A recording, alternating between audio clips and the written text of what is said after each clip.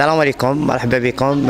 معكم قاسم علال، منظم الرحلات البيداغوجيه والترفيهيه لمجمع اشبال منتيجه. معنا هنا اليوم رانا في متحف باردو. حاجه الاولى نقول لهم يعطيكم الصحه على الاستقبال، على الاستضافه. كانت استضافه رائعه وجميله جدا، خاصه كان عندنا لي جيد اللي هما قاموا بالشرح. ودائما كما تعرفوا مجمع اشبال منتيجه دائما يطمح انه تكون زيارات ميدانيه بالاضافه الى الدروس الحصريه.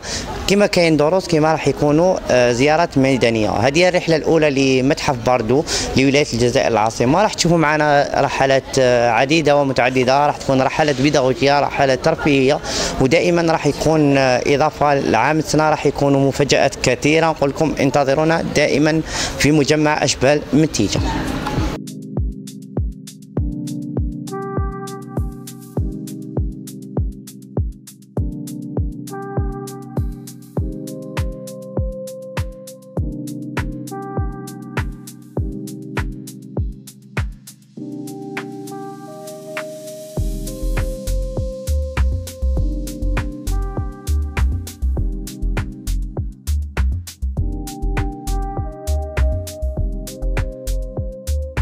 عربية كولا عظمة العرب كلماتي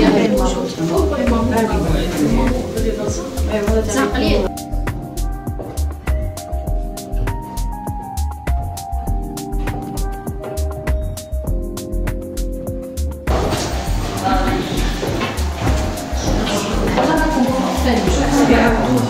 هما كيما صابوها في كانت بالعتب ولا في عين الحنش، عاودوا هما رسموها هنا، وها هنا منتوج الحقيقي بقرتين ونعام. الصيانه الوقتيه ما قبل التاريخ كانوا يديروا فيها ثور، كانوا يستعملوا الثور